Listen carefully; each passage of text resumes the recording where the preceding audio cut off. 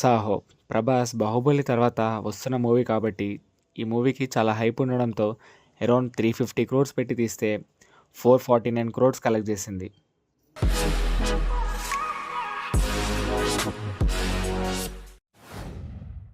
Baahubali the beginning introduction అవసరం లేని movie, Tollywood రేంజ్ని పెంచిన మూవీ.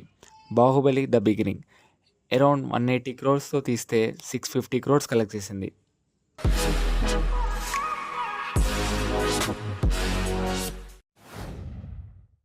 సలార్ 2023లో రిలీజ్ అయిన ఈ మూవీ అరౌండ్ 270 క్రోర్స్ పెట్టి తీస్తే 700 క్రోర్స్ కలెక్ట్ చేసింది.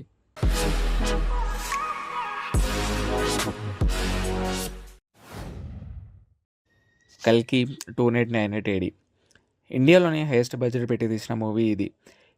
అరౌండ్ 600 క్రోర్స్ పెట్టి తీస్తే 200 క్రోర్స్ కలెక్ట్ చేసింది.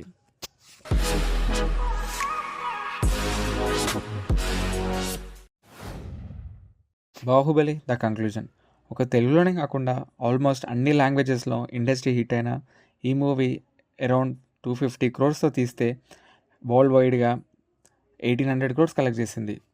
నెక్స్ట్ వీడియోలో కలుద్దాం. Bye bye.